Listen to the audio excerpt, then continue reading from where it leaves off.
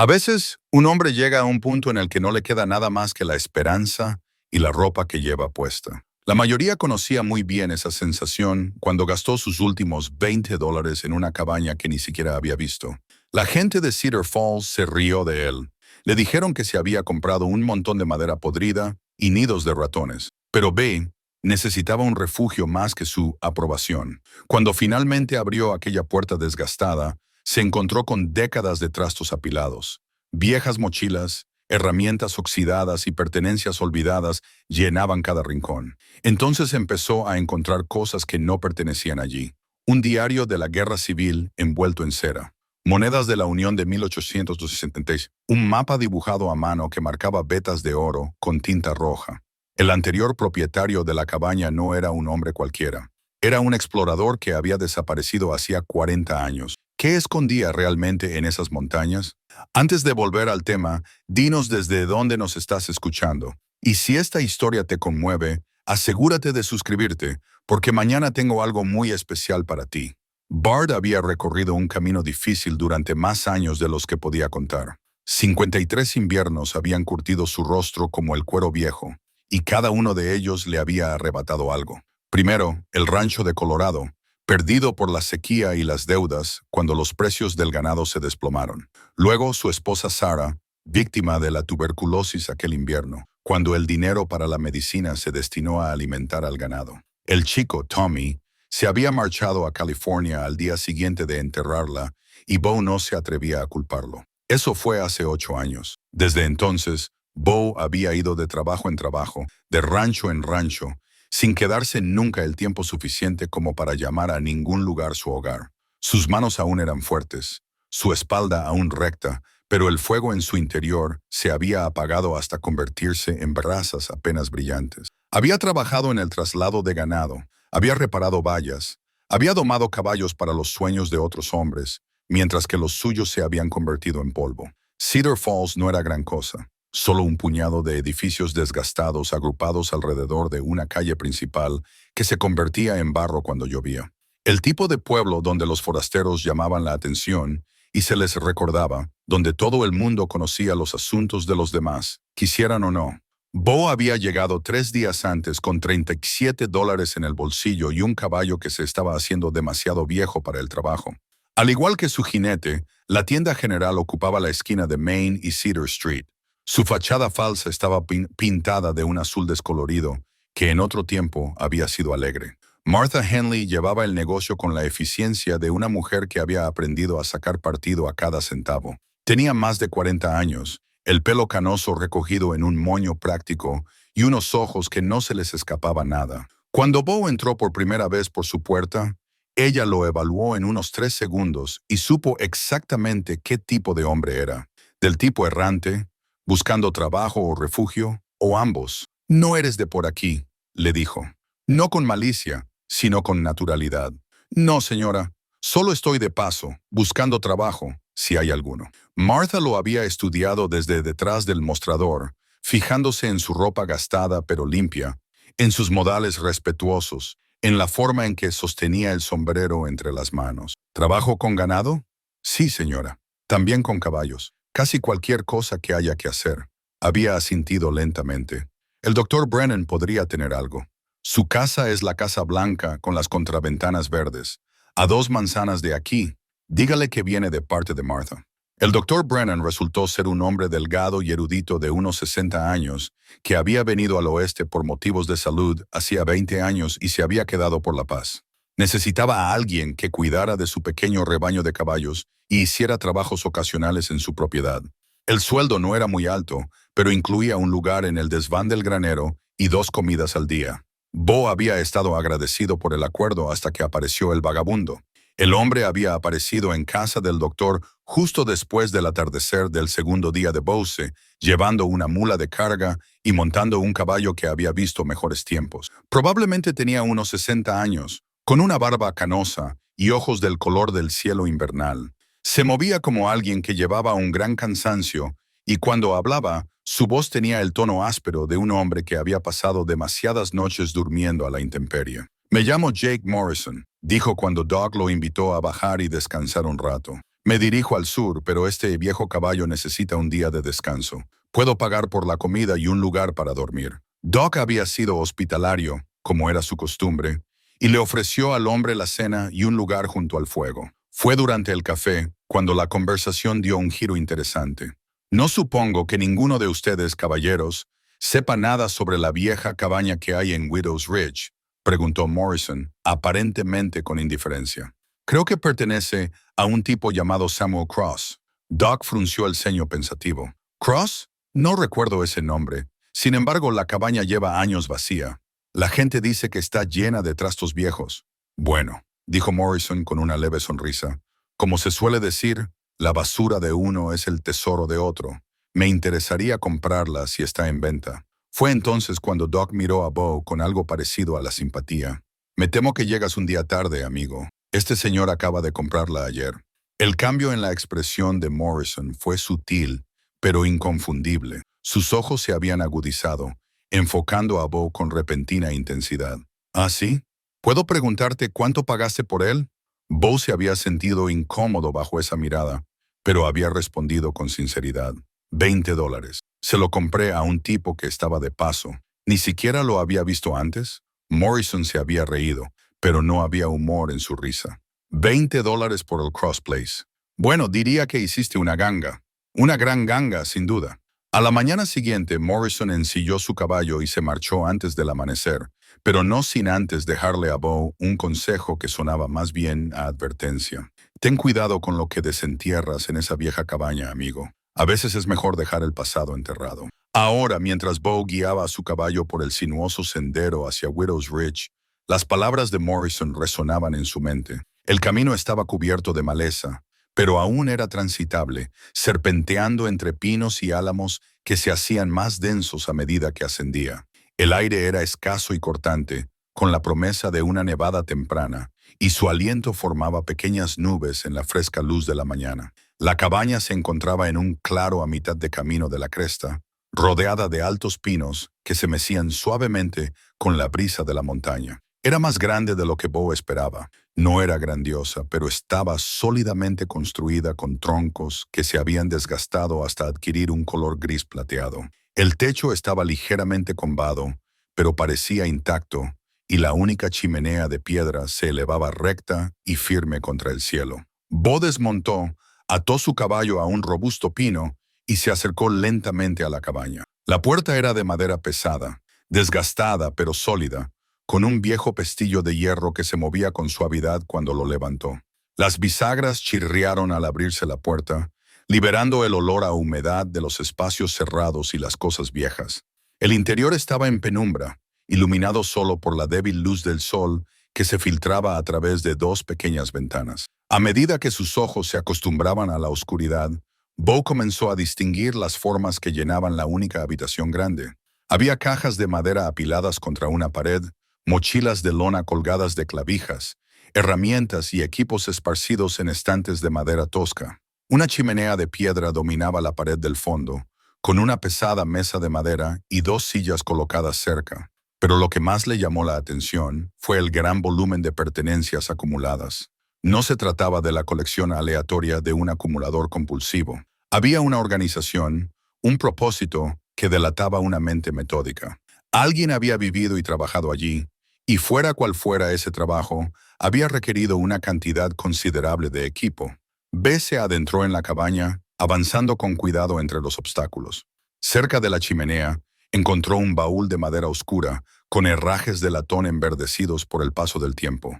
La tapa era pesada, pero se abrió fácilmente, revelando capas de objetos cuidadosamente empaquetados y envueltos en tela engrasada. Lo primero que desenvolvió fue un libro, un diario encuadernado en cuero desgastado, con las páginas amarillentas por el paso del tiempo. La cubierta no tenía título, pero cuando Bo lo abrió, encontró página tras página de letra clara escrita con tinta negra descolorida. La primera entrada estaba fechada el 15 de septiembre de 1883 y comenzaba con las palabras: «El rastro se enfría, pero Cross no se rinde fácilmente». El pulso de B se aceleró a medida que seguía leyendo. El diario pertenecía a Samuel Cross, y por las primeras entradas quedaba claro que Cross no era un hombre de montaña cualquiera. Escribía con la precisión de un hombre culto y la confianza de alguien acostumbrado a la autoridad. Había observaciones detalladas sobre el terreno, los patrones climáticos y, lo más intrigante, referencias al objetivo y la finalización de la misión. A medida que Bow seguía leyendo, comenzó a surgir la imagen de un hombre en una búsqueda específica. Cross escribió sobre seguir rastros, entrevistar a lugareños y buscar señales de algo o alguien que permanecía frustrantemente vago. El propósito de su búsqueda se hizo más claro. 3 de octubre de 1883, el sheriff local confirma lo que sospechaba. La banda de Mason pasó por este territorio a finales del verano de 1865.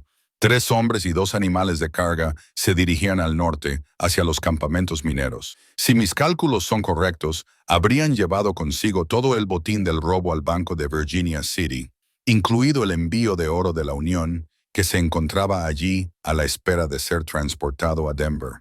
Dejó el diario a un lado por un momento, con la mente a 1000 por hora. Un robo a un banco. El oro de la Unión. No se trataba de una simple búsqueda del tesoro. Era un asunto oficial, del tipo que atraía a los marshals federales y a los investigadores militares a los pequeños pueblos de montaña. Pasó a la siguiente entrada, fechada una semana después, el 10 de octubre de 1883, y encontró los restos de su campamento a 12 millas al norte de Cedar Falls. Las cenizas eran antiguas, pero descubrí esto tallado en un pino, un mapa rudimentario que muestra la ubicación de lo que parece ser un alijo.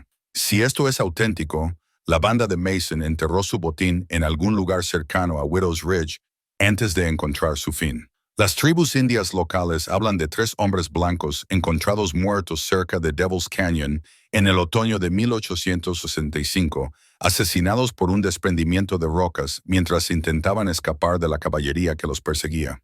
Si se trataba realmente de los hermanos Mason, su tesoro podría seguir escondido en algún lugar de esta montaña. Las manos de Bowes temblaban ligeramente mientras pasaba las páginas.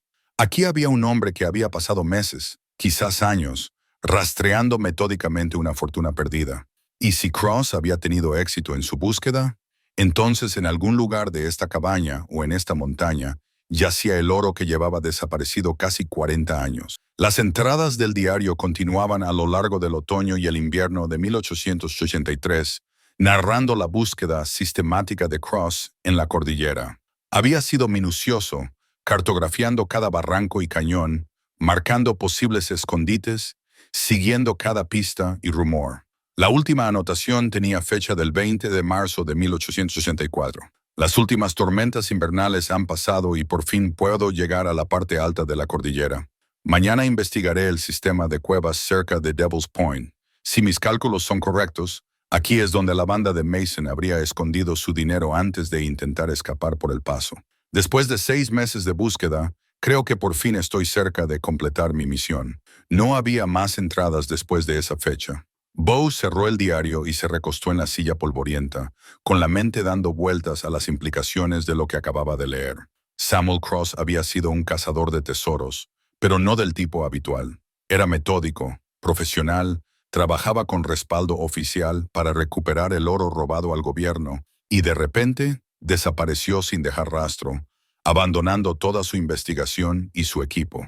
El viento arreció fuera, haciendo vibrar las ventanas de la cabaña y lanzando una lluvia de agujas de pino sobre el tejado, pero se dio cuenta de que el sol se estaba poniendo y tenía que volver al pueblo antes de que anocheciera. Sin embargo, mientras envolvía cuidadosamente el diario y cerraba el baúl, supo que su vida acababa de dar otro giro inesperado. Por primera vez en años, Botot tenía algo por lo que esperar. Bow regresó al pueblo en medio del crepúsculo, con el diario de Cross cuidadosamente envuelto en sus alforjas.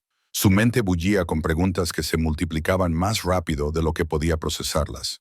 Una búsqueda del tesoro federal, oro robado de la Unión, un hombre que había desaparecido en el momento del descubrimiento.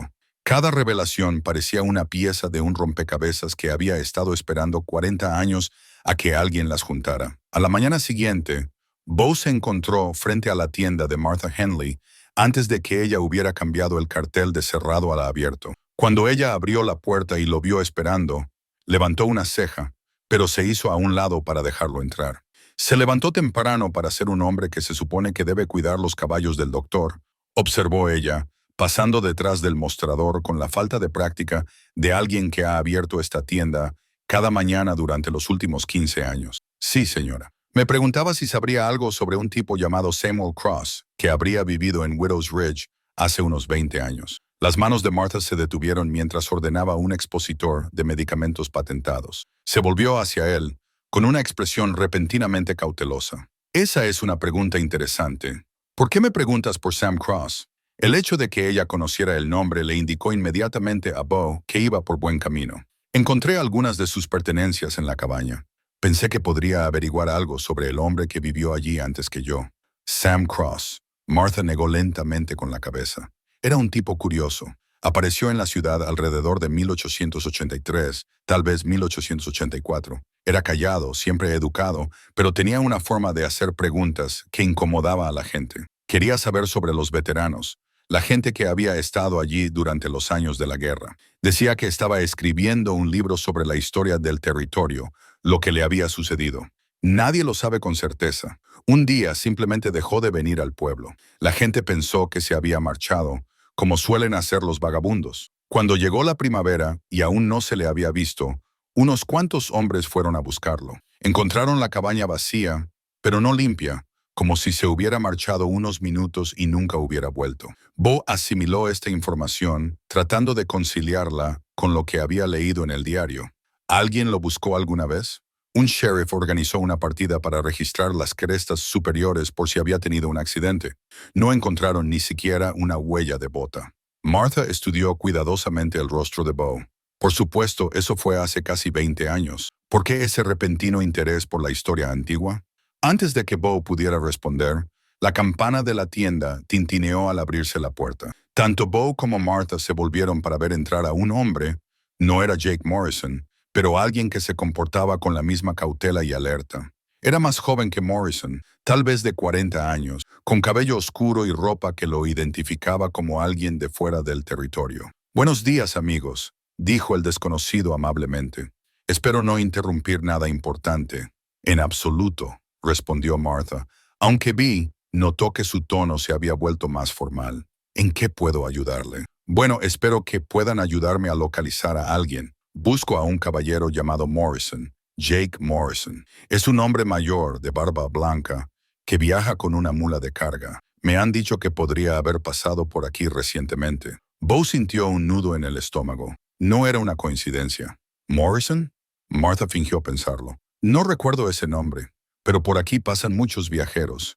¿Qué asunto tiene con él? El desconocido sonrió, pero la sonrisa no le llegó a los ojos. Es un asunto familiar. Su hermana está preocupada por él. No sabe nada de él desde hace meses. Espero encontrarlo y decirle que ella está bien. Lo dijo con naturalidad. Pero Bo captó la ligera vacilación antes de mencionar a las hermanas.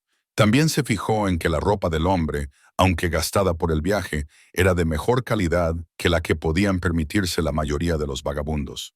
Sus botas eran de buen cuero, recién engrasadas, y su cinturón con la pistola mostraba el tipo de cuidado que delataba un uso profesional. «Bueno», dijo Martha con cautela, «si veo a alguien con ese nombre, le diré que lo está buscando. ¿Cómo quiere que le diga que se llama?» «Smith, John Smith». La sonrisa del desconocido se amplió ligeramente, reconociendo lo obvio del alias. «Me quedaré en el hotel unos días por si aparece». Después de que el hombre se marchara, Martha se volvió hacia Bo con mirada preocupada. «Ese tipono tiene más relación con Jake Morrison que yo, y Jake Morrison no es más un vagabundo que ese tal Smith». Bo asintió con severidad. Morrison preguntó por la cabaña de Cross. Parecía muy interesado cuando se enteró de que la había comprado. «Y ahora alguien está siguiendo a Morrison». Martha se acercó a la ventana y vio al desconocido cruzar la calle hacia el hotel. «Bo, creo que te has topado con algo más grande que una vieja historia de tesoros». Esa tarde, Bo regresó a la cabaña con una sensación de urgencia que no podía explicar. El diario había revelado la misión de Cross, pero tenía que haber más. Los cazadores de tesoros profesionales no desaparecían sin dejar algún registro de sus descubrimientos, especialmente hombres tan metódicos como parecía ser Cross.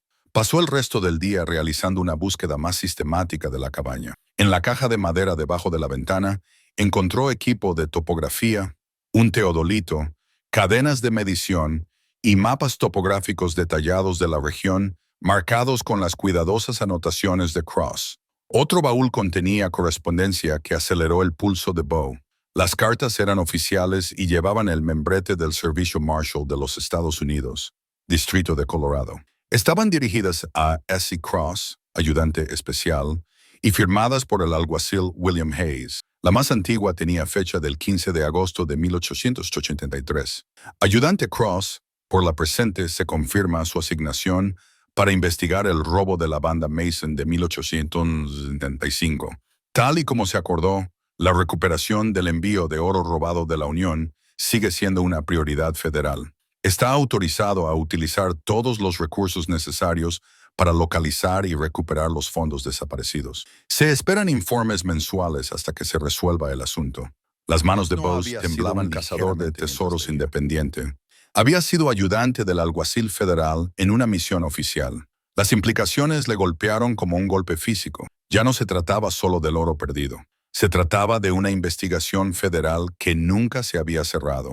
Las cartas siguientes seguían los progresos de Cross y decidir cuál sería su siguiente movimiento. El descenso resultó más peligroso que la subida. Bo tenía que moverse rápidamente sin hacer ruido, y las rocas sueltas y las raíces expuestas dificultaban el paso. En 2 ocasiones estuvo a punto de perder el equilibrio en tramos empinados, pero se recuperó justo a tiempo para evitar una caída que habría delatado su presencia a cualquiera que se encontrara en un radio de 1,5 kilómetros. Llegó a la cabaña justo cuando Smith y su compañero se acercaban por el sendero principal. Ambos se colaron por la ventana trasera y se colocaron en una posición desde la que podían observar sus movimientos mientras aparentaban realizar sus actividades matutinas normales. Los 2 hombres desmontaron a unos 30 metros de la cabaña. Smith se acercó a la puerta, mientras que su compañero, un hombre delgado y de rostro adusto, que llevaba su arma como si supiera cómo usarla, tomó una posición que le permitía vigilar tanto la cabaña como los árboles circundantes. Smith!, gritó. «Tenemos que hablar». Bo abrió la puerta lentamente, manteniendo las manos a la vista, pero listo para desenfundar si fuera necesario. «Buenos días, caballeros. Están en mi propiedad». Smith sonrió, pero no había calidez en ella. «¿Tu propiedad?» «Sí, sobre eso. Creo que ha habido un malentendido sobre lo que exactamente compraste. Me parece bastante claro. La cabaña y todo lo que hay en ella. Todo lo que hay en ella». Smith asintió pensativo. «Ese es el problema, verás. Algunas de las cosas que hay ahí no pertenecen al anterior propietario. Algunas pertenecen a personas que están muy interesadas en recuperarlas». Ambos salieron completamente, cerrando la puerta tras de sí. Como ciertos documentos relacionados con investigaciones federales. Documentos que podrían causar problemas a todos los involucrados si cayesen en manos equivocadas. La amenaza era sutil, pero inequívoca. Estos hombres conocían la condición oficial de Cross y le ofrecían a B una salida que no implicaba violencia. Sin embargo, «Me temo que no sé de qué está hablando», respondió Bo con cautela. «Encontré algunos libros y documentos antiguos, pero nada que pareciera lo suficientemente importante como para interesar a los investigadores federales». El compañero de Smith se movió ligeramente. Su mano se acercó a su arma. La fase de negociación estaba llegando a su fin. «Señor Stoddard», dijo Smith en voz baja, «voy a darle una oportunidad para evitarle muchos problemas. Entregue todos los documentos que haya encontrado relacionados con Samuel Cross. Cuéntenos todo lo que Cross registró sobre su búsqueda y váyase de aquí con suficiente dinero para empezar de nuevo en otro lugar. Y si no lo hago», la sonrisa de Smith se desvaneció por completo, «entonces tomaremos lo que necesitamos y usted no irá a ninguna parte». Bo sintió el peso familiar de su potro contra su cadera y calculó la distancia entre él y el refugio más cercano. 2 contra 1, pero él tenía la ventaja de conocer el terreno. La pregunta era si aún era lo suficientemente rápido como para aprovecharla. El enfrentamiento duró quizás 10 segundos, aunque a él le pareció una hora. 3 hombres armados, cada uno calculando ángulos y distancias, sopesando la supervivencia frente al coste de la violencia. Al final fue el sonido de los caballos que se acercaban lo que rompió el hechizo. El compañero de Smith maldijo entre dientes y señaló hacia el sendero principal. Se acercaba compañía. A través de los árboles, Bo pudo ver a un pequeño grupo de jinetes que se dirigían hacia la cabaña. Incluso a distancia, reconoció la determinación con la que se movían. No se trataba de una visita casual. Smith y su compañero intercambiaron una rápida mirada antes de que Smith llamara a Bee. Esta conversación no ha terminado, tartamudeó, pero parece que tendremos que continuarla más tarde. Los dos hombres montaron rápidamente y cabalgaron hacia el norte, adentrándose en el bosque, desapareciendo justo cuando el grupo que se acercaba apareció a la vista. Joe sintió una oleada de alivio cuando reconoció al Dr. Brennan al frente, acompañado por Martha Henley y dos hombres que Bo no conocía, pero que se comportaban como agentes de la ley. El doctor desmontó primero, con el rostro curtido arrugado por la preocupación. Bo, gracias a Dios que estás bien. Vimos a esos dos alejándose a toda velocidad de aquí cuando subíamos por el sendero. ¿Quiénes eran?, preguntó uno de los desconocidos. Un hombre fornido con una placa prendida en el chaleco. Su voz transmitía la autoridad de alguien acostumbrado a hacer preguntas y obtener respuestas. El sheriff Tom Crawford, explicó Doc rápidamente. Este es el ayudante del sheriff Frank Rivers, de Denver. Llegaron esta mañana haciendo preguntas sobre Samuel Cross. El pulso de Bose se aceleró. Un alguacil federal, justo lo que necesitaba con los documentos de Cross quemándole en la chaqueta. ¿Qué tipo de preguntas? El alguacil Rivers dio un paso adelante. Sus agudos ojos captaron la postura defensiva de Bose y los evidentes signos de tensión reciente en la cabaña. El tipo de tensión que sugiere que la desaparición del ayudante Cross Hayes, 20 años, no fue tan sencilla como creía la gente de por aquí. Hemos recibido informes de que ciertas personas han estado preguntando por Cross y esta cabaña, personas relacionadas con actividades que preocupan al gobierno federal. Martha desmontó y se acercó a Bay, con expresión preocupada. Después de que te fueras ayer, me puse a pensar en ese hombre que se hace llamar Smith. Había algo en él que no me cuadraba, así que envié un mensaje al sheriff Crawford. Cuando el alguacil apareció aquí preguntando por Cross, sumamos 2 más 2. ¿Qué sabes de Samuel Cross?, preguntó Rivers directamente a Bo. Bo sopesó cuidadosamente sus opciones. Probablemente, estas personas le habían salvado la vida al llegar en ese momento, pero revelar lo que había descubierto podría complicar las cosas más allá de su capacidad para manejarlas. Por otro lado, si Cross realmente había sido un ayudante federal, entonces tal vez la ley estuviera finalmente del lado correcto en este lío. Encontré algunas de sus pertenencias en la cabaña, admitió Bo. Diarios, cartas. Parece que era más que un simple buscador de oro. Rivers asintió con severidad. El ayudante Cross trabajaba de incógnito, investigando el robo de la banda Mason de 1865, cuando dejaron de llegar sus informes y no se le pudo localizar. El caso se suspendió, pero nunca se cerró oficialmente. Recientemente, salió a la luz cierta información que sugería que su investigación había sido comprometida por partes con intereses propios en el oro robado. ¿Qué tipo de partes?, preguntó Doc. Del tipo que no presenta informes a las autoridades federales cuando recupera propiedad del gobierno, respondió Rivers secamente. Creemos que Cross descubrió la ubicación del dinero de la banda Mason, pero antes de que pudiera asegurarlo, fue eliminado por un grupo que había estado siguiendo sus progresos. El sheriff Crawford dio un paso al frente. El alguacil cree que estas mismas personas han estado vigilando esta zona desde entonces, esperando el momento adecuado para completar la recuperación del oro robado. Bo sintió que las piezas encajaban. Morrison, el anciano que preguntaba por la cabaña. Lleva 20 años trabajando en este caso. La expresión de Rivers se agudizó. Jake Morrison, sí.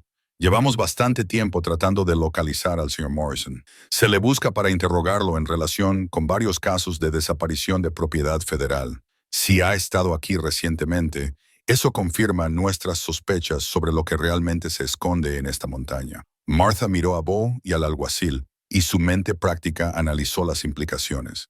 Entonces, lo que estás diciendo es que Bo se ha topado con una investigación federal de 20 años de antigüedad relacionada con oro robado y asesinato.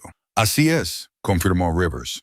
La pregunta ahora es, ¿qué descubrió el ayudante Cross antes de ser asesinado? Y si alguna de esa información ha sobrevivido. Bo tomó una decisión. Metió la mano en la chaqueta y sacó el diario de Cross, la correspondencia del alguacil y las notas de campo que había encontrado esa mañana. Cross llevaba registros detallados. Todo lo que averiguó, todo lo que encontró, está aquí. Rivers aceptó los documentos con evidente alivio, pero su expresión se volvió más preocupada al examinarlos. Después de varios minutos de lectura, miró a Bo con algo parecido al respeto. El ayudante Cross era minucioso.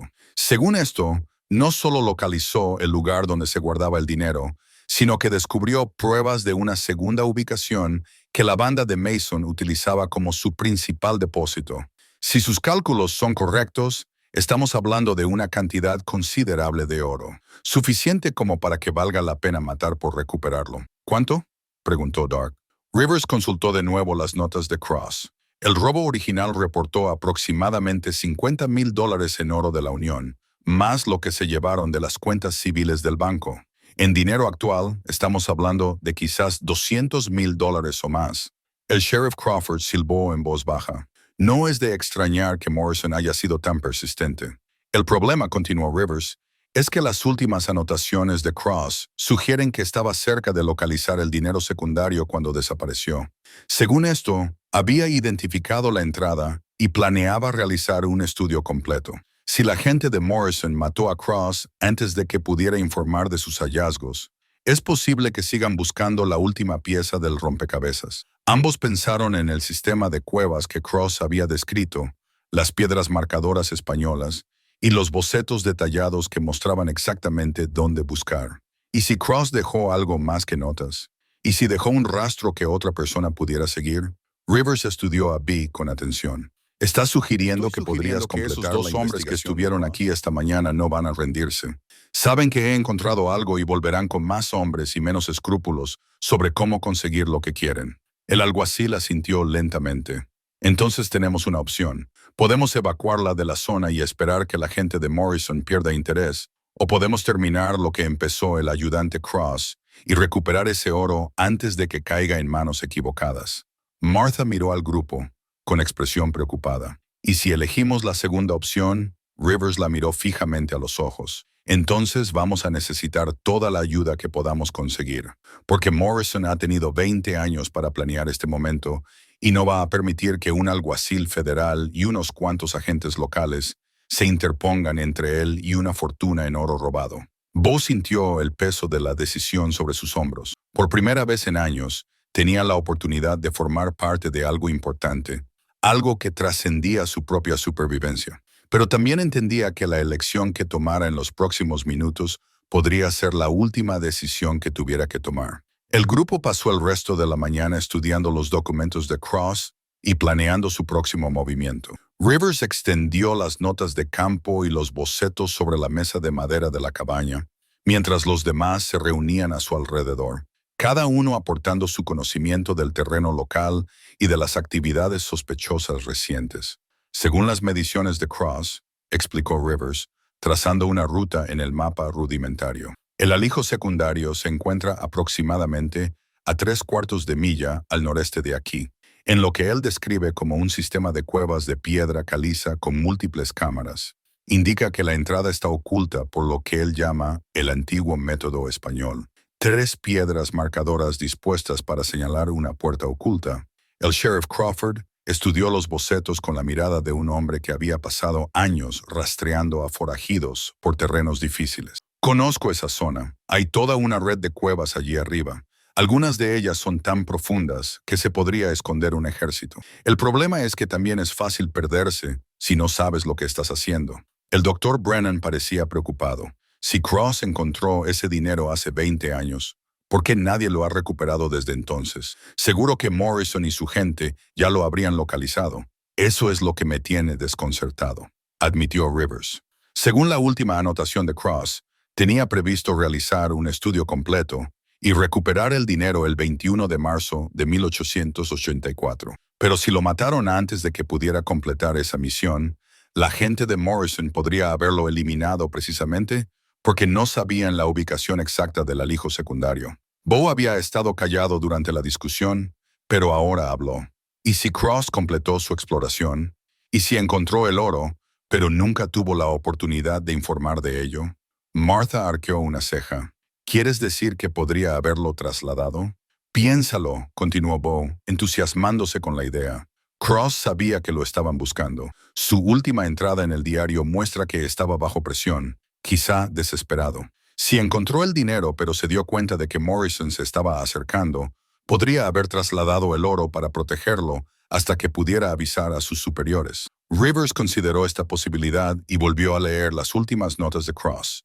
Eso explicaría por qué la gente de Morrison llevaba 20 años buscando en esa zona sin éxito. Están buscando el dinero original de la banda de Mason, pero si Cross trasladó el oro, podría estar en cualquier parte.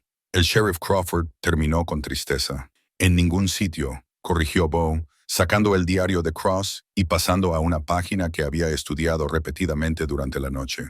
Cross era metódico en todo. Si había trasladado el oro, habría documentado la nueva ubicación de alguna manera. El grupo se inclinó hacia adelante cuando Bo señaló una serie de anotaciones aparentemente aleatorias repartidas por las entradas de la última semana de Cross.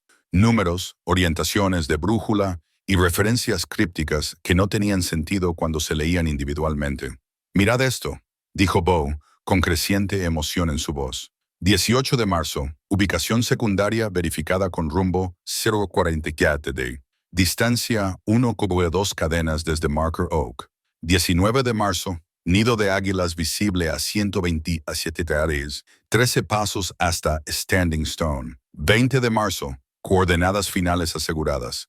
Paquete trasladado a un lugar seguro hasta que sea posible su extracción. Rivers estudió las anotaciones con creciente comprensión. Estaba creando un nuevo mapa, una referencia codificada que no significaría nada para la gente de Morrison, pero que permitiría a las autoridades federales localizar el oro si le ocurría algo. La pregunta es, dijo Martha con pragmatismo, ¿podemos descifrarlo?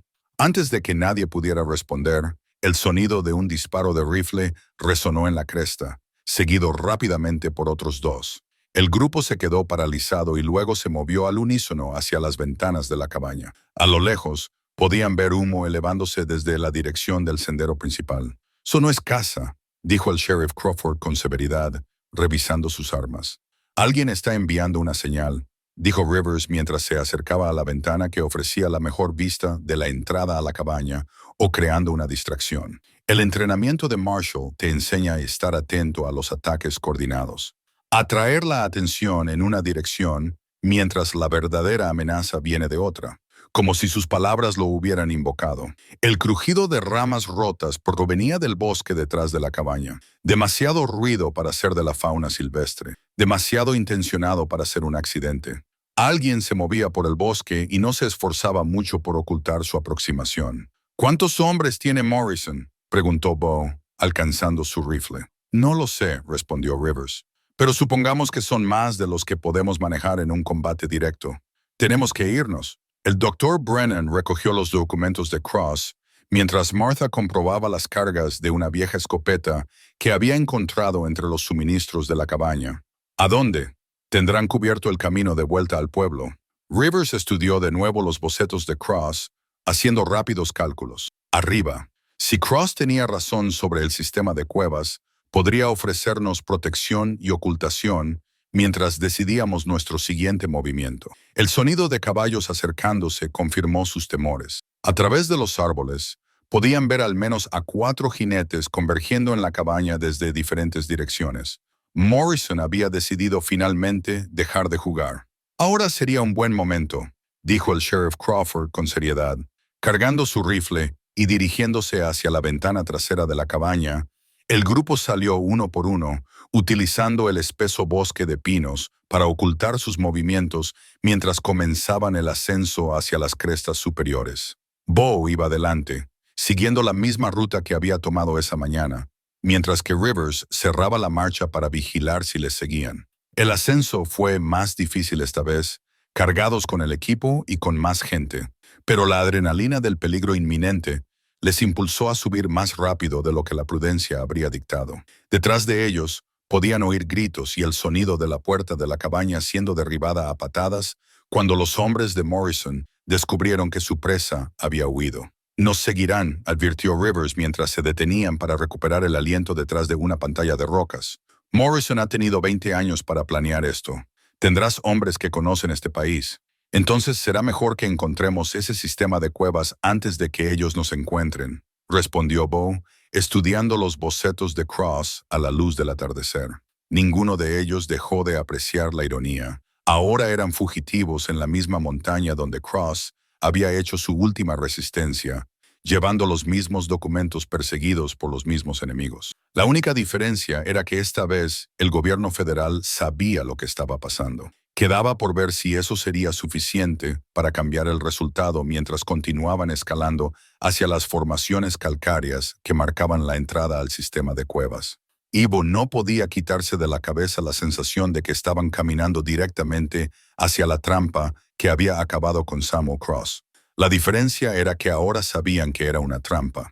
Y tal vez, quizá, ese conocimiento sería suficiente para ayudarles a sobrevivir a lo que Cross no había podido sobrevivir. El sonido de los caballos que les perseguían se acercaba, resonando en las paredes rocosas del cañón sobre ellos. Morrison se acercaba, y esta vez no estaba interesado en negociar. Las formaciones de piedra caliza se alzaban ante ellos como antiguos centinelas, erosionadas por innumerables estaciones hasta adoptar formas fantásticas que proyectaban largas sombras bajo el sol de la tarde. Bo guió al grupo a través de un laberinto de pasillos y cámaras naturales, siguiendo los bocetos de Cross mientras escuchaba los sonidos de la persecución detrás de ellos. Allí, Martha señaló un grupo de 3 piedras dispuestas en lo que parecía ser un triángulo natural. Eso tiene que ser el marcador español del que escribió Cross. Rivers examinó la formación cuidadosamente, comparándola con los detallados dibujos de Cross. Las piedras tenían cada una aproximadamente el tamaño del torso de un hombre y estaban colocadas de manera que formaban una flecha que apuntaba directamente hacia lo que parecía ser una sólida pared rocosa. Pero a medida que se acercaban, la ilusión se convirtió en realidad. Una estrecha abertura, apenas lo suficientemente ancha como para que un hombre pudiera pasar, oculta por el ángulo de la aproximación y el juego de sombras sobre la piedra caliza. Profesional.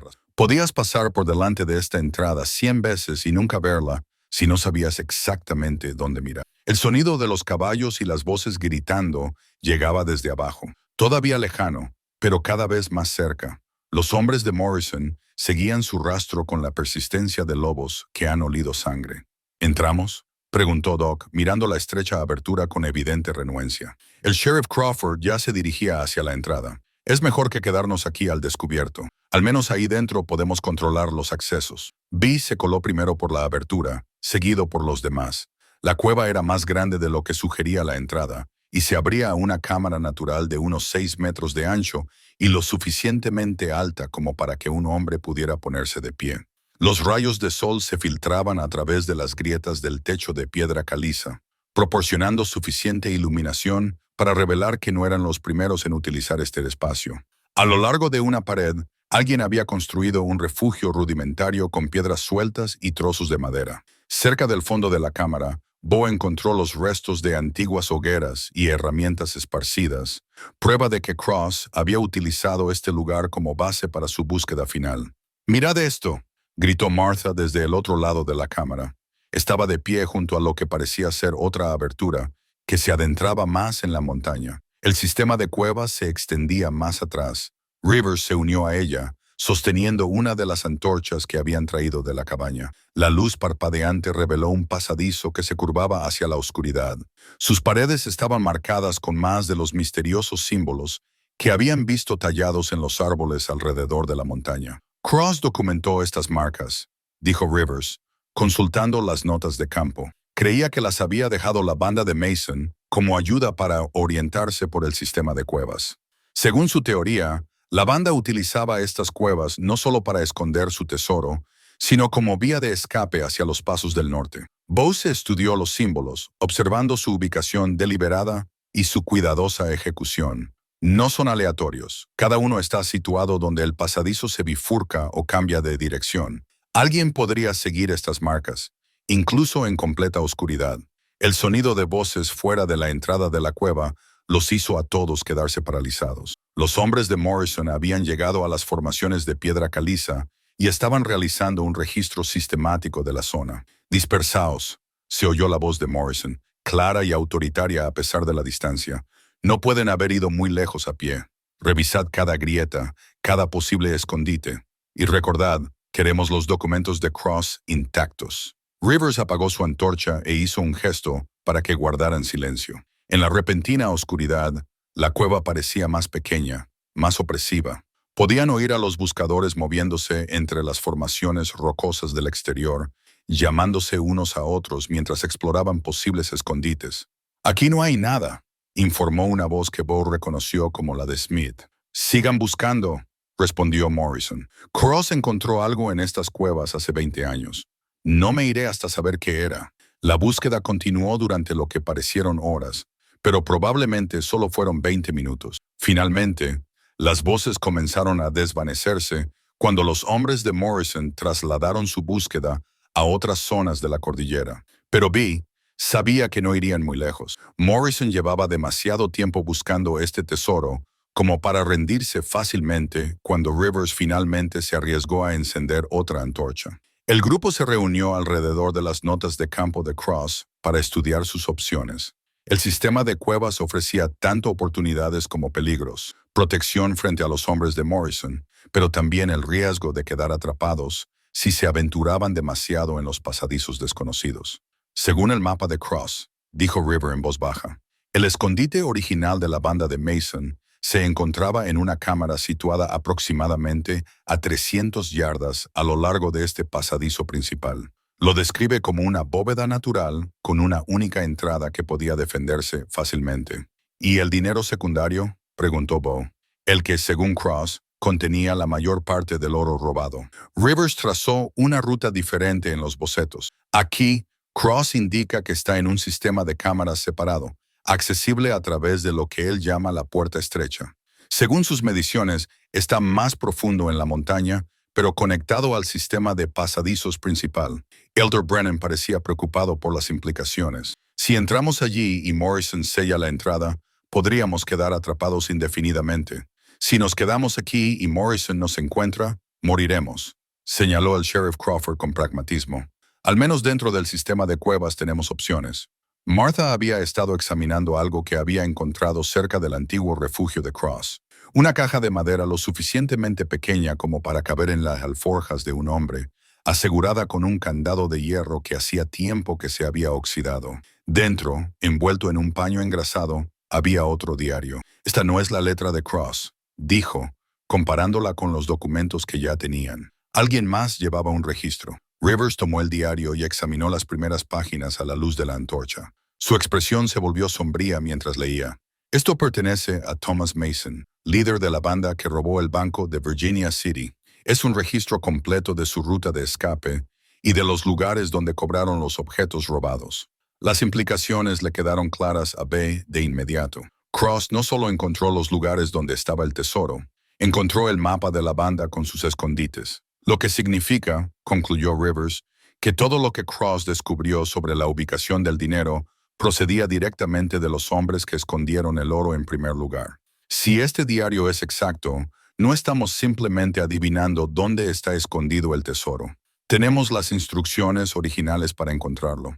Fuera de la cueva, el sonido de los caballos que regresaban anunciaba que la búsqueda de Morrison había ampliado su búsqueda, pero no la había concluido. Se les acababa el tiempo para decidir si se adentraban más en el sistema de cuevas o intentaban escapar bajando la montaña. Mientras Bose estudiaba el diario de Thomas Mason a la luz parpadeante de la antorcha, se dio cuenta de que tenían algo más que la clave de una fortuna perdida. Tenían las últimas piezas de un rompecabezas que le había costado la vida a Samuel Cross y había mantenido a Jake Morrison buscando durante 20 años. La pregunta ahora era si podrían resolver ese rompecabezas antes de que Morrison resolviera el problema de su existencia. Rivers estaba absorto en el diario de Thomas Mason cuando su expresión cambió de repente. El rostro del alguacil federal palideció a la luz de la antorcha y sus manos comenzaron a temblar ligeramente mientras pasaba las páginas. «¿Qué pasa?», preguntó Bo, al notar la evidente angustia del alguacil. Rivers miró al grupo, rompiendo por primera vez desde que lo conocieron su compostura profesional. «Tenemos que salir de aquí ahora mismo». «¿De qué estás hablando?», exigió saber el sheriff Crawford. «Los hombres de Morrison siguen...» Los hombres de Morrison son el menor de nuestros problemas, interrumpió Rivers, con la voz tensa y un pánico apenas controlado. Este diario no es solo un registro de dónde escondió su tesoro la banda de Mason. Bo se acercó, estudiando el rostro del alguacil a la luz parpadeante. ¿Qué más es? Rivers respiró temblorosamente antes de responder. Es un registro completo de una operación de inteligencia confederada que se suponía que nunca debía existir. El robo del Banco de Virginia City no fue solo por dinero. Se trataba de financiar una red secreta de agentes confederados que operaban en territorio de la Unión. Durante los últimos años de la guerra, las implicaciones de esta revelación se cernieron sobre el grupo como una fría niebla. Martha fue la primera en hablar. ¿Estás diciendo que el oro robado era dinero de la inteligencia confederada? Peor que eso, respondió Rivers, pasando a una página específica del diario de Mason. Según esto, la banda de Mason no solo robaba bancos para su beneficio personal. Trabajaban bajo las órdenes directas de oficiales de inteligencia confederados que habían establecido una red de refugios y alijos de armas en todo el territorio de Colorado. El oro que robaban estaba destinado a financiar operaciones en curso contra las fuerzas de la Unión y objetivos civiles. Doc Brennan se inclinó hacia adelante, su mente erudita comprendiendo la importancia histórica. Una red de espionaje confederada que operaba en territorio de la Unión, financiada con oro federal robado. Si esta información hubiera salido a la luz durante la guerra, lo habría cambiado todo, concluyó Rivers. Pero eso no es lo peor. Bo sintió una creciente sensación de pavor. ¿Qué es lo peor? Rivers pasó a las últimas entradas del diario de Mason, bajando la voz hasta convertirla en poco más que un susurro. La red no terminó con la guerra. Según las últimas entradas de Thomas Mason, la operación de inteligencia confederada continuó después de la rendición de Lee. Financiada con reservas ocultas de oro y dirigida por antiguos oficiales confederados que se negaban a aceptar la derrota, la cueva quedó en silencio, salvo por el sonido lejano del agua goteando en algún lugar de los pasadizos más profundos. El sheriff Crawford fue el primero en romper el silencio. ¿Nos está diciendo que Samuel Cross se topó con pruebas de un movimiento de resistencia confederado en curso? Rivers asintió con severidad y añadió que Jake Morrison no es solo Morrison, es el comandante operativo de lo que queda de esa red confederada. Ha estado buscando los descubrimientos de Cross no solo para recuperar el oro, sino para proteger la existencia de una organización que ha estado operando en secreto durante 20 años. Betty sintió que las piezas encajaban con horrible claridad. Por eso desapareció Cross. No solo encontró un tesoro, descubrió una conspiración que ciertas personas matarían por mantener oculta. Y ahora nosotros también, dijo Martha en voz baja. Rivers cerró el diario de Mason con las manos ligeramente temblorosas. El informe final de Cross mencionaba que tenía previsto notificar a las autoridades federales algo más que el oro recuperado. Si la gente de Morrison interceptó esa comunicación, el sonido de las voces fuera de la entrada de la cueva le interrumpió. Pero no eran las mismas voces que habían oído durante la búsqueda anterior. Estas estaban más cerca, eran más decididas y provenían de múltiples direcciones. «Han encontrado la entrada», susurró el sheriff Crawford. Bo desenfundó su arma, se acercó a la estrecha abertura y miró con cuidado. Lo que vio le heló la sangre. Los hombres de Morrison habían encontrado la entrada de la cueva, pero no se preparaban para entrar. En cambio, estaban estableciendo lo que parecía un perímetro de asedio con hombres posicionados para cubrir todas las posibles rutas de escape del sistema de cuevas. «No van a entrar», informó Bo en voz baja. «Nos están encerrando». Rivers lo entendió de inmediato. No necesitan capturarnos vivos. Solo tienen que asegurarse de que nunca salgamos de esta montaña con lo que hemos descubierto. El sonido de objetos pesados moviéndose en el exterior confirmó sus temores. Los hombres de Morrison estaban utilizando rocas y madera para bloquear la entrada de la cueva, convirtiendo su escondite en una tumba. ¿Hay otra salida?, preguntó Doc, aunque su tono sugería que ya sabía la respuesta. Rivers consultó los bocetos de Cross del sistema de cuevas. Cross había trazado varios pasadizos que se adentraban en la montaña, pero no estaba seguro de a dónde conducían. Algunos de ellos podrían conectar con otras entradas, pero también podríamos perdernos allí dentro y no encontrar nunca la salida, concluyó Martha. El sonido de la voz de Morrison resonó en la cueva mientras la entrada era sellada sistemáticamente. «Tómese su tiempo ahí dentro, Marshal Rivers. Piense en lo que ha encontrado y en lo que significa. Cuando esté listo para discutir las condiciones para la supervivencia de todos, háganoslo saber. Bo se volvió para mirar a Rivers. Él sabe que usted es un Marshal federal. ¿Cómo es eso posible? La expresión de Rivers era sombría, porque Jake Morrison no es solo el comandante operativo de una red de resistencia confederada. Según el diario de Mason, también ha estado operando como informante federal durante los últimos 15 años, proporcionando información a ciertas partes en Washington que tienen sus propias razones para querer que esta conspiración permanezca oculta. La última pieza del rompecabezas encajó con devastadora claridad. El sheriff Crawford expresó lo que todos pensaban. ¿Quieres decir que Morrison ha estado protegiendo este secreto con respaldo oficial? No oficial, corrigió Rivers, pero ciertas personas influyentes del gobierno federal aparentemente han decidido que revelar la existencia de una conspiración confederada en curso causaría más problemas de los que resolvería.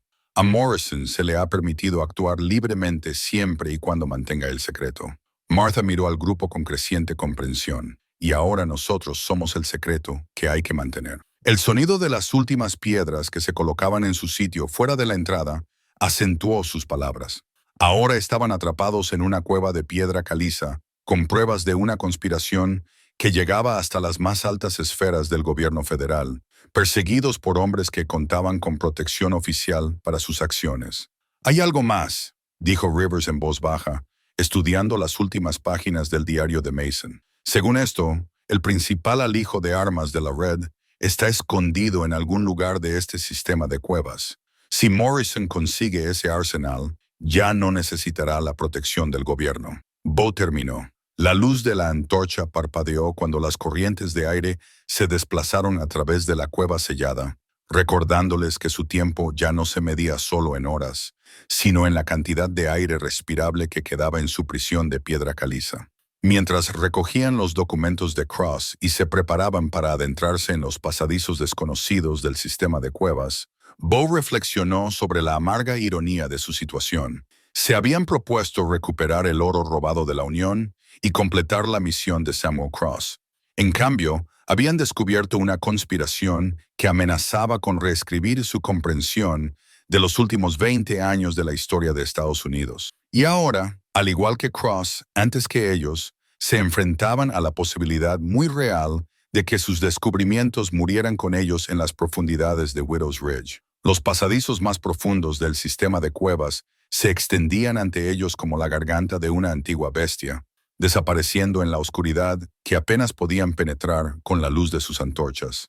Rivers había racionado cuidadosamente las antorchas que les quedaban. Quizás les quedaban 2 horas de luz, tras las cuales tendrían que orientarse solo al tacto por los pasillos de piedra caliza, que fácilmente podrían convertirse en su tumba.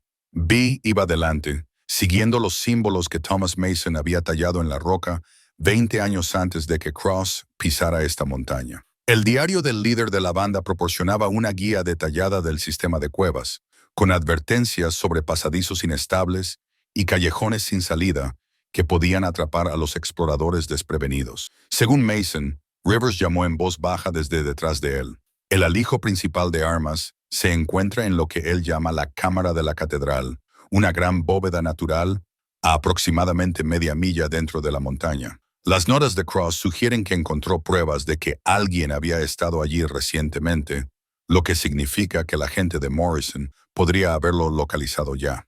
El pasadizo que seguían se ensanchaba gradualmente a medida que se adentraban en la montaña, abriéndose a una serie de cámaras conectadas que mostraban claros signos de ocupación humana prolongada. Encontraron restos de zonas para dormir, almacenes de suministros e incluso un sistema de ventilación rudimentario pero eficaz que había sido excavado para atraer aire fresco desde aberturas ocultas en la superficie. Martha observó que no se trataba solo de un escondite al examinar la cuidadosa mampostería alrededor de una de las cámaras. Alguien construyó esto para que fuera una instalación permanente. El doctor Brennan asintió con la cabeza, observando con su ojo de historiador los detalles de la construcción. Un puesto de mando. Si la red de Morrison realmente ha estado operando durante 20 años, necesitarían una base de operaciones segura, un lugar donde pudieran planificar y coordinar sin temor a ser descubiertos. El sheriff Crawford había estado estudiando los pasadizos que se ramificaban desde su ruta, observando cómo formaban una red defensiva que permitiría a los defensores retirarse más profundamente en la montaña mientras mantenían la comunicación con la superficie. Quienquiera que hubiera diseñado esto sabía lo que hacía. Todo este sistema de cuevas se había convertido en una fortaleza. El sonido de voces lejanas que resonaban en los pasadizos detrás de ellos confirmaba que los hombres de Morrison habían encontrado una forma de entrar en el sistema de cuevas a pesar de la entrada bloqueada. Les perseguían por pasillos que sus enemigos conocían mucho mejor que ellos. ¿Cuánto queda para llegar a la cámara de la catedral?, preguntó Bo, consultando el diario de Mason a la luz parpadeante de la antorcha. Rivers comparó las mediciones de Cross con el mapa original del líder de la banda. Si seguimos la ruta correcta, debería estar justo delante. Pero el diario de Mason incluye varias advertencias sobre esta sección. Al parecer, la cámara está protegida tanto por peligros naturales como por defensas artificiales. Pronto descubrieron a qué se refería Mason. El pasadizo se estrechaba drásticamente antes de abrirse a una vasta catedral natural excavada en la roca caliza por millones de años de agua fluyendo. La cámara tenía quizás 30 metros de ancho y el doble de alto, con formaciones rocosas que se asemejaban a los pilares y arcos de una catedral gótica. Pero lo que capturó su atención de inmediato fueron las evidencias de una extensa modificación humana. Alguien había tallado escalones en las formaciones rocosas naturales, creando múltiples niveles y plataformas en toda la cámara. Se habían construido almacenes de suministros en las cavidades naturales y se había instalado un sofisticado sistema de cuerdas y poleas para mover equipos pesados entre los diferentes niveles. En el extremo más alejado de la cámara, parcialmente oculta detrás de una formación rocosa natural, podían ver la entrada a lo que parecía ser una armería. Cross tenía razón, pensó Rivers, estudiando la escena con aprecio profesional. Esto no es solo un alijo de armas. Es una instalación militar completa escondida en el corazón de una montaña. Bay bajó con cuidado los escalones tallados hacia el suelo de la cámara, observando cómo la acústica natural del espacio amplificaba cualquier sonido. Tendrían que moverse en silencio si querían evitar ser detectados por las fuerzas que perseguían a Morrison. El arsenal contenía exactamente lo que prometía el diario de Mason: rifles, municiones, explosivos y suministros suficientes para equipar a los mapas y documentos que encontraron almacenados en contenedores impermeables por toda la cámara. No se trataba de registros históricos, eran informes de inteligencia actuales, notas de vigilancia y planes operativos que confirmaban los peores temores de Rivers sobre el alcance de la red de Morrison. «Mira esto», susurró Martha, sosteniendo una carpeta con documentos fechados en los últimos 6 meses. Han estado vigilando las actividades de las fuerzas del orden federales en todo el territorio de Colorado, siguiendo los movimientos de los Marshals e interceptando las comunicaciones telegráficas. El sheriff Crawford examinó una colección de armas que mostraban un uso reciente y un mantenimiento cuidadoso. No se trata de una curiosidad histórica. Es una operación militar activa y se han estado preparando para algo grande. Rivers encontró la prueba más inquietante en una caja fuerte cerrada con llave que había estado escondida detrás del armero principal. En su interior había planes detallados de lo que parecía ser una serie coordinada de ataques contra instalaciones federales en todo el territorio, incluidos depósitos de suministros, líneas de comunicación y redes de transporte. «Están planeando una rebelión», dijo en voz baja. Estudiaba los documentos operativos con creciente horror. No solo resistencia o sabotaje, una auténtica campaña militar diseñada para desestabilizar la autoridad federal en toda la región. Bo sintió un frío escalofrío en el estómago al darse cuenta de las implicaciones. «Y somos los únicos que lo sabemos. Por eso Morrison no puede dejarnos salir vivos de esta montaña», dijo Dark con severidad. «Si esto llega a oídos de Washington...» El sonido de pasos que se acercaban resonando por los pasillos que conducían a la cámara de la catedral le interrumpió. Los hombres de Morrison habían encontrado su rastro y se acercaban rápidamente. «¿Cuántas salidas hay de aquí?», preguntó el sheriff Crawford, comprobando sus armas y municiones. Rivers consultó el diario de Mason y los mapas de Cross, y su expresión se volvió más preocupada al comparar las dos fuentes. Según Mason, hay 3 pasadizos que conducen fuera de esta cámara, pero las notas de Cross sugieren que 2 de ellos han sido bloqueados deliberadamente desde la época de Mason. ¿Bloqueados por quién? Probablemente por la gente de Morrison. Han estado utilizando este lugar como base de operaciones. No querrían tener múltiples puntos de acceso sin control. Martha había estado examinando el sistema de cuerdas y poleas que conectaba los diferentes niveles de la cámara. ¿Y si subimos en lugar de salir? Esas cuerdas conducen a aberturas en los niveles superiores que podrían conectar con los conductos de ventilación de la superficie. Bose estudió las formaciones naturales que había sobre ellos y observó cómo el agua había esculpido la piedra caliza, formando una compleja red de pasadizos conectados. Es posible, pero si quedamos atrapados allí arriba, ya estamos atrapados aquí abajo, señaló el sheriff Crawford. Al menos allí arriba podríamos tener una oportunidad. La decisión se tomó por ellos cuando el primero de los hombres de Morrison apareció en la entrada de la cámara de la catedral. El sonido de los disparos de rifle resonó en el vasto espacio mientras los agentes se ponían a cubierto detrás de las formaciones de piedra natural y sus perseguidores establecían posiciones en la entrada principal de la cámara. Morrison Rivers gritó, y su voz resonó claramente en la acústica de la catedral. «Soy el ayudante del sheriff Frank Rivers. Quedan arrestados por conspiración contra el gobierno de los Estados Unidos». La risa de Morrison resonó desde la entrada. «Marshall Rivers, usted es un hombre práctico. Mire a su alrededor. Nos superan en número, en armas y atrapados en un lugar donde nunca encontrarán sus cuerpos. Estoy dispuesto a ofrecerles una última oportunidad para discutir términos razonables para la supervivencia de todos». «¿Qué términos?», respondió Rivers. Aunque Bo podía ver que estaba utilizando la conversación para colocar a su gente en una mejor posición defensiva. «Sencillo. Dejen los documentos de Cross y todo lo que han descubierto aquí en la cámara. Aléjense de esta montaña y olviden todo lo que han visto. A cambio, viviréis para ver otro amanecer».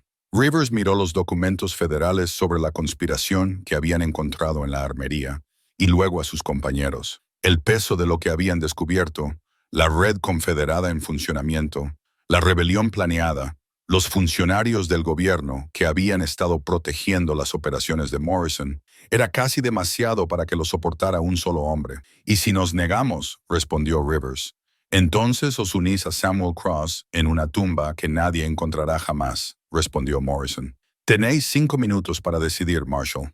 Después, mis hombres empezarán a usar los explosivos que habéis encontrado en la armería para derribar esta cámara y garantizar vuestro silencio para siempre». Mientras los ecos del ultimátum de Morrison se desvanecían en la catedral de piedra caliza, Bo se dio cuenta de que se enfrentaban a la misma elección que había tenido Samuel Cross 20 años antes. La diferencia era que ahora sabían exactamente entre qué estaban eligiendo: sus vidas o la supervivencia de la unión por la que tantos habían muerto para preservar. Rivers miró su reloj de bolsillo y luego a cada uno de los miembros de su pequeño grupo. Habían pasado 3 minutos desde el ultimátum de Morrison, lo que les dejaba 2 minutos para tomar una decisión que determinaría no solo su propio destino, sino también, potencialmente, el destino de la autoridad del gobierno federal en todo el territorio. «Necesito saber qué piensa cada uno de ustedes», dijo Rivers en voz baja, apenas audible por encima del ruido de los hombres de Morrison, colocándose en la entrada de la sala. «Esto ya no se trata solo de nosotros. Si la rebelión de Morrison tiene éxito, podría desencadenar un resurgimiento confederado más amplio que el país podría no sobrevivir». El sheriff Crawford revisó su rifle y contó las municiones que le quedaban. «Hice un juramento de defender la ley federal. No veo por qué eso cambia solo porque esté a punto de morir por hacerlo». Martha asintió con severidad. «Mi marido murió en Gettysburg luchando por preservar la Unión. No voy a permitir que su sacrificio sea en vano porque tengamos demasiado miedo para terminar lo que él empezó». El Dr. Brennan los sorprendió a todos sacando una vieja pistola Colt de la Marina de debajo de su abrigo. «Puede que sea médico, pero también fui cirujano de la Unión durante la guerra. He visto lo que sucede cuando los hombres buenos no actúan contra el mal». Todas las miradas se volvieron hacia Bo, el hombre que había comenzado este viaje con nada más que $20 y una necesidad desesperada de refugio. Ahora sostenía el peso del futuro de una nación en sus manos curtidas. Samuel Grass murió tratando de hacer lo correcto, dijo Bo lentamente. Si nos marchamos ahora, su muerte no habrá significado nada. Si morimos aquí, al menos moriremos tratando de completar su misión. Rivers asintió, sintiendo una oleada de orgullo por estas personas corrientes que habían elegido un valor extraordinario al enfrentarse a una elección imposible. Entonces nos quedaremos aquí, pero no moriremos sin más. Nos aseguraremos de que la conspiración de Morrison muera con nosotros. ¿Cómo?, preguntó Martha. Incluso si matamos a Morrison y a sus hombres, su red se extiende mucho más allá de esta montaña. Rivers sacó los documentos operativos que habían encontrado en la armería. Estos papeles contienen nombres, ubicaciones, códigos de comunicación, todo lo que las autoridades federales necesitarían para desmantelar toda la red de Morrison, pero solo si alguien lleva esta información a Washington. B estudió el sistema de cuerdas y poleas que conducía a los niveles superiores de la cámara. Los conductos de ventilación que mencionó Martha tienen que conectar con la superficie en algún lugar. Si uno de nosotros pudiera atravesarlos, yo iría, dijo inmediatamente el Dr. Brennan. Soy el más viejo y la escalada me resultará más difícil. Si alguien va a morir en esta cueva, mejor que sea yo que alguien que pueda tener 40 años más de vida. No, dijo Rivers con firmeza. Yo soy el agente federal. Esta es mi responsabilidad. Y fui yo quien compró la maldita cabaña en primer lugar. Interrumpió Bo. Además, me he pasado toda la vida escalando montañas y cuevas. Si alguien puede atravesar esos pozos, ese soy yo. Antes de que nadie pudiera discutir más, la voz de Morrison volvió a resonar en la cámara. Se acabó el tiempo, Marshall. ¿Cuál es tu decisión? Rivers respiró hondo y tomó la decisión que definiría el capítulo final de esta conspiración de 20 años. Nuestra decisión es la misma que tomó Samuel Cross. Morrison. Elegimos el deber por encima de la supervivencia. La respuesta fue inmediata. Los disparos de rifle estallaron desde la entrada de la cámara cuando los hombres de Morrison abrieron fuego desde sus posiciones detrás de las formaciones rocosas. Pero el sonido que siguió a los disparos fue mucho más siniestro, el característico silbido de una mecha encendida. «¡Explosivos!», gritó el sheriff Crawford. «Van a derribar la entrada». Rivers agarró los documentos operativos y se los entregó a Bose. «Vete ahora. Llega a los pasadizos superiores antes de que nos encierren». Bo cogió los papeles y comenzó a trepar por el sistema de cuerdas hacia los niveles superiores de la cámara. Sus años de trabajo en el rancho le sirvieron de mucho mientras se impulsaba con las manos hacia los pasadizos de piedra caliza que podrían conducirle a la libertad. Detrás de él, los demás habían tomado posiciones defensivas y estaban respondiendo al fuego de los hombres de Morrison. Lo que le dio unos segundos preciosos para llegar a los pasadizos superiores fue ensordecedora en el espacio cerrado de la cámara de la catedral. La detonación derribó toneladas de piedra caliza, sellando la entrada principal y atrapando a los hombres de Morrison en el interior, junto con los agentes federales a los que habían intentado eliminar. Pero también envió ondas de choque a través de todo el sistema de cuevas, provocando el derrumbe de pasadizos más pequeños y llenando el aire de polvo asfixiante. Bo acababa de llegar a la entrada de lo que parecía ser un conducto de ventilación cuando se produjo la explosión. La onda de choque lo derribó del sistema de cuerdas, haciéndolo caer hacia el suelo de la cámara. Aterrizó con fuerza sobre una repisa de piedra natural y los documentos operativos se esparcieron a su alrededor en la oscuridad llena de polvo. Durante un momento, la cámara quedó en silencio, salvo por el sonido de las rocas al asentarse y los gemidos de los hombres heridos en la explosión. Entonces, la voz de Morrison atravesó el polvo y la oscuridad. «Bueno, Marshall Rivers, parece que al final vamos a morir todos juntos, pero al menos mis hombres en la superficie se asegurarán de que las operaciones de mi red continúen. Tu sacrificio quedará registrado en la historia, pero no cambiará el resultado final». Mientras B luchaba por recoger los documentos esparcidos en la asfixiante oscuridad, se dio cuenta de que Morrison tenía razón en una cosa. Todos estaban atrapados. Ahora la pregunta era si alguien sobreviviría lo suficiente como para garantizar que la conspiración muriera con ellos en las profundidades de Widow's Ridge. El polvo comenzó a asentarse en la cámara de la catedral, revelando el alcance total de su difícil situación. La entrada principal estaba completamente bloqueada por toneladas de piedra caliza caída, pero la explosión también había creado nuevas aberturas en las paredes de la cámara, donde las ondas de choque habían agrietado la antigua roca. Débiles rayos de sol se filtraban a través de estas fisuras, proporcionando la luz suficiente para ver la sombría escena que se extendía debajo. Morrison emergió de detrás de un pilar de piedra caído, con sangre brotando de un corte en la frente, pero por lo demás ileso.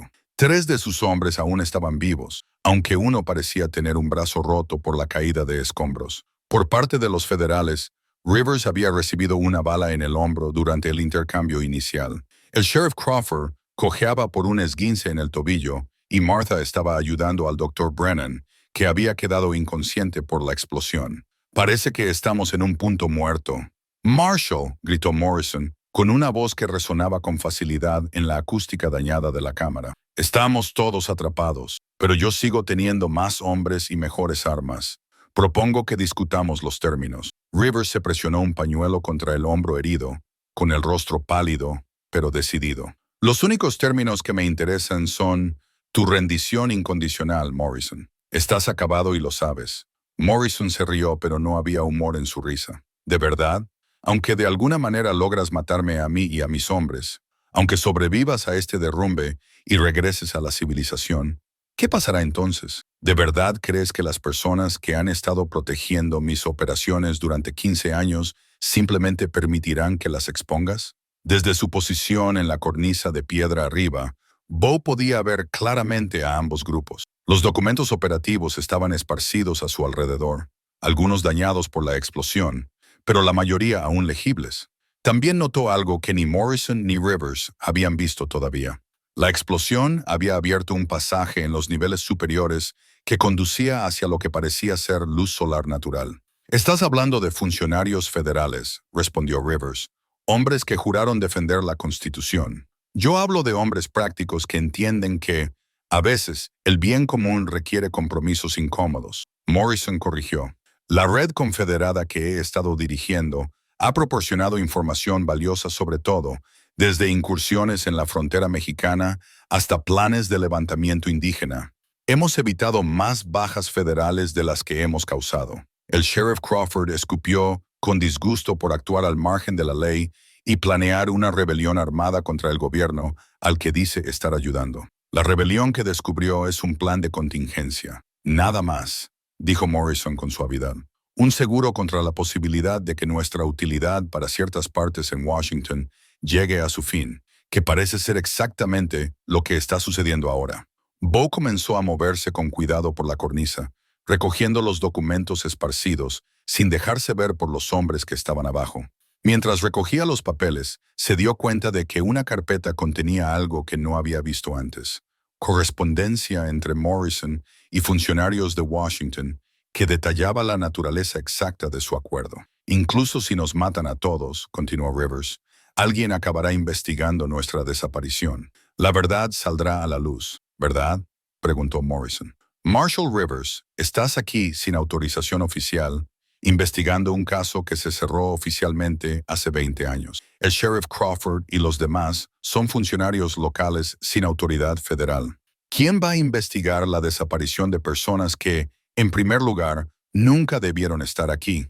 La fría lógica de la postura de Morrison hizo que Bee sintiera un escalofrío.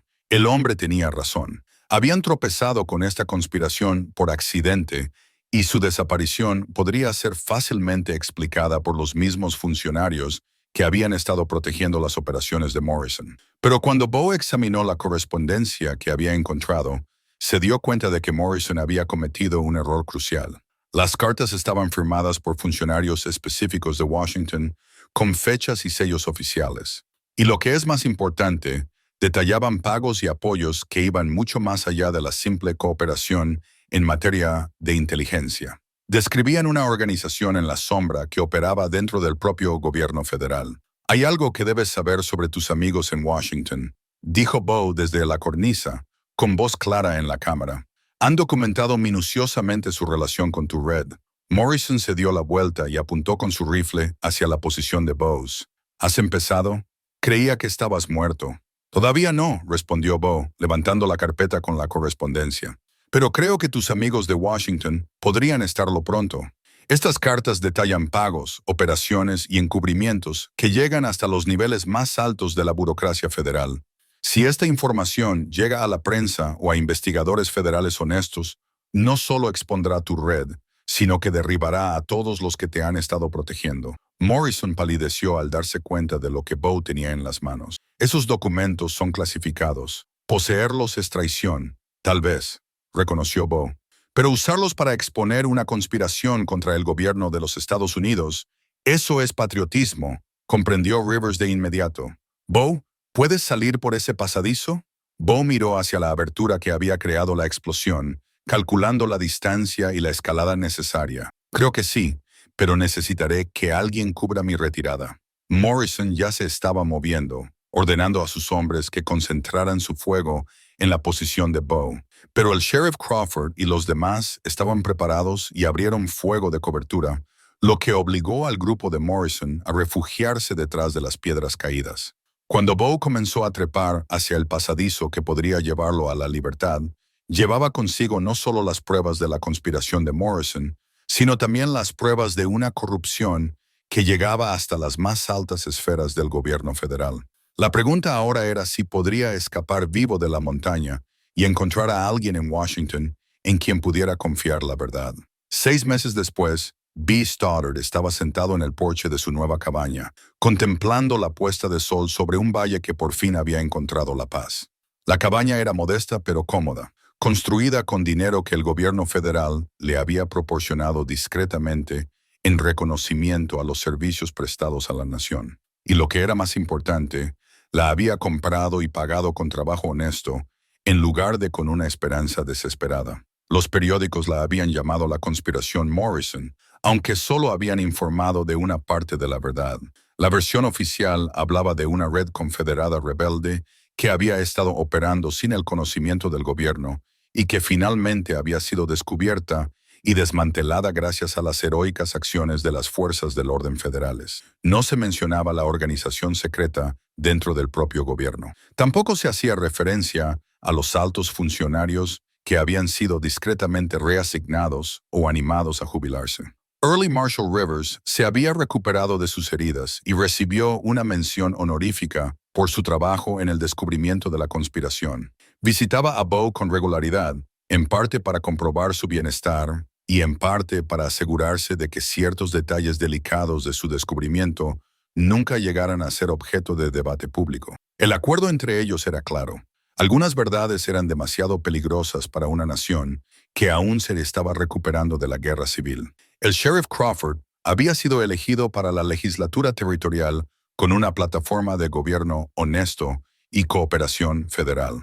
Martha Henley había aprovechado su nueva prominencia para convertir su tienda general en un pequeño imperio de negocios que atendía a la creciente población. Un relato cuidadosamente censurado de su aventura para una revista médica, centrándose en los retos de tratar lesiones en espacios reducidos y evitando cualquier mención a las conspiraciones confederadas o la corrupción gubernamental. El pasadizo por el que Bo había escapado aquel día en la cámara de la catedral conducía efectivamente a la superficie, emergiendo por una abertura oculta a más de 1 milla de la entrada original de la cueva. Había llegado a Cedar Falls a través de un paisaje que parecía transformado por su experiencia, llevando consigo documentos que finalmente conducirían al desmantelamiento silencioso de toda la red de Morrison. El propio Morrison no había sobrevivido al derrumbe. Los informes oficiales afirmaban que él y sus hombres restantes habían muerto cuando las partes inestables del sistema de cuevas se derrumbaron, atrapándolos en pasadizos a los que los equipos de rescate nunca pudieron llegar con seguridad. La verdad era más compleja. Rivers y sus compañeros habían encontrado finalmente otra salida de la cámara de la catedral, pero Morrison había decidido resistir hasta el final en lugar de rendirse a la justicia federal. El oro robado de la Unión había sido finalmente recuperado, aunque no en los lugares descritos en los diarios de Cross ni en los mapas de Mason. La red de Morrison lo había trasladado años antes, convirtiéndolo en activos más prácticos que financiaban sus operaciones en todo el territorio. El gobierno federal había recuperado la mayor parte del valor, aunque ciertos gastos se amortizaron discretamente como el costo de mantener la seguridad nacional. Bo solía pensar en Samuel Cross durante aquellas tranquilas tardes en su porche. La misión del ayudante del sheriff finalmente se había completado 20 años después de su muerte, gracias a un hombre desesperado que había comprado una cabaña sin verla y se había topado con la historia. Había cierta justicia en ello, una sensación de que el universo a veces conspiraba para garantizar que los sacrificios de los hombres buenos no fueran en vano. El registro oficial indicaba que el ayudante Cross había muerto en un accidente a caballo mientras seguía pistas en la investigación de la banda de Mason. Su cuerpo nunca fue encontrado, lo que se consideró desafortunado, pero no infrecuente en el peligroso terreno del territorio de Colorado. La verdad de que había sido asesinado por agentes confederados mientras intentaba destapar una conspiración que llegaba hasta el gobierno federal permaneció sellada en archivos que no se abrirían durante décadas. Si Bo se había quedado con algún recuerdo de su aventura, era el diario original de Cross, el diario original de Cross, el registro encuadernado en cuero de la paciente búsqueda de justicia de un hombre metódico. Marshall Rivers le había permitido conservarlo después de que se hubieran eliminado las partes sensibles para uso oficial.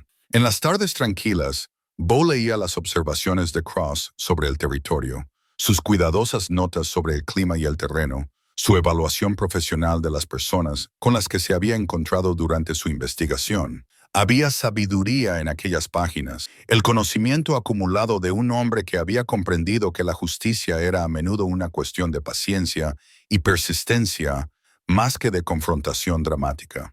Cross había muerto antes de poder completar su misión, pero su cuidadosa documentación había hecho posible que otros terminaran lo que él había comenzado. A Bo no se le escapaba la ironía de que había comenzado este viaje en busca de refugio y lo había terminado ayudando a preservar la unión que le había dado la libertad de buscar ese refugio en primer lugar. $20 gastados en un acto de desesperación habían llevado a descubrimientos que afectaron el curso de la historia de Estados Unidos. Aunque el público nunca sabría todo lo que estaba en juego en Widow's Ridge, mientras las estrellas aparecían en el claro cielo de la montaña, Bo reflexionó sobre las decisiones que lo habían llevado a ese lugar. Podría haberse marchado cuando Morrison le ofreció dinero por primera vez para que olvidara lo que había descubierto. Podría haber huido cuando comenzaron los disparos en la cámara de la catedral. Podría haber guardado silencio sobre la corrupción gubernamental que había descubierto, aceptando el agradecimiento oficial